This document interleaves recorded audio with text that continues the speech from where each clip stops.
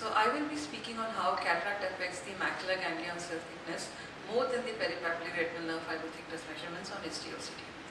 So this is the study abstract, and measurement of RNFL and GCL IPL is very, very important for glaucoma, and the acceptability of the measurement is determined by the quality score. The influence of cataract is important here, and patients with glaucoma who develop cataracts are mislabeled as progressing on imaging studies, which may lead to overtreatment. So following cataract, baseline imaging values need to be re-established in all glaucoma patients. These are just two cases to illustrate how RNFL improves following cataract surgery and how the GCIPL also improves following the cataract surgery.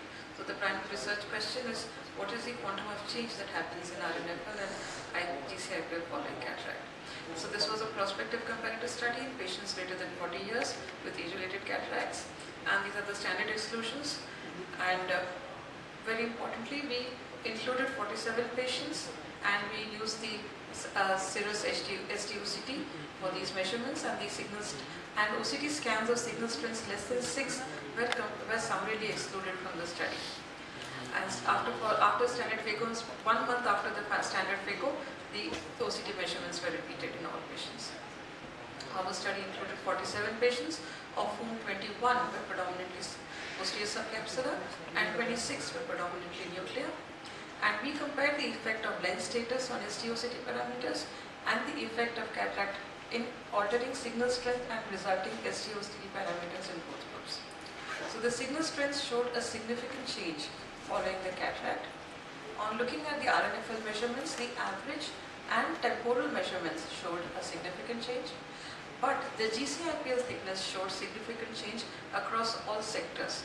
So the GCIPL was far more affected by the cataract as compared to the RNFL, and this was seen irrespective of whether the cataract was nuclear or posterior subcapsular. And there was no significant difference based on further analysis, no significant difference based on the morphology of cataract was found. So glaucoma is known to cause thinning of the retinal nerve fiber layer. Cataract has a bearing on the signal strength and measurements obtained by the OCT. So in our study, early cataract has been shown to affect the macular ganglion cell measurements on the serous HDOCT more significantly than the peripapillary RNFL layer thickness. So mechanism remains unknown. It may be an algorithm failure. So what are the implications? So in early cataract, the analysis of RNFL thickness may be more reliable to estimate progression as compared to the macular parameters, and selective loss of GCIPL with relative sparing of the RNFL must be interpreted with caution. It may be a sign of early cataract or not actual progression. In advanced glaucoma, again when the RNFL floors earlier than the GCIPL and macular measures are used to assess progression, one must exclude the cataract before labeling as progression. And of course, very importantly, what has to be done is to re-establish the baseline following cataract surgery. So we found only 3 studies dealing with this earlier. We did not find much in literature, and only one study looked at both RNFL and macular thickness, but that study did not comment on the quality score. So the limitation of our study is that it was performed on normal patients, and it may be extrapolated to glaucoma patients with caution. So our study did not show significant effect of morphology of cataract on the OCT, and this may be because our study was not powered for subgroup analysis. The sample size was small, and only early cataract with quality score more than 6 were included.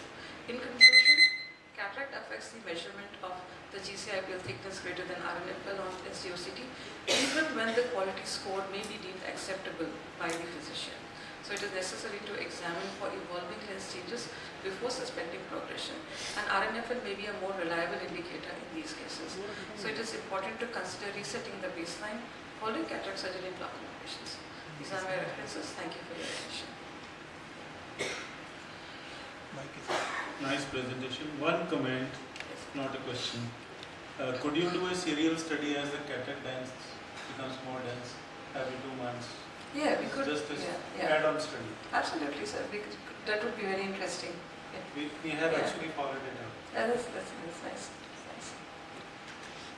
Thank you, ma'am. A wonderful study. Thank you. Well done on cataract, because many a times with the cataract confounding with the glaucoma, I think we end up with whether it's a glaucomatous defect or not, and I think it's a very pertinent one. The macular ganglion cells again coming into the picture, because now the earlier thing was was to come into the picture of 10-2 and macular ganglion cells very later. But today we are moving into an era where we need to evaluate a 10-2 and a macular ganglion cells even for an early glaucoma. So I think that's a very important point for all the neophytes out here. Thank you. Thank you.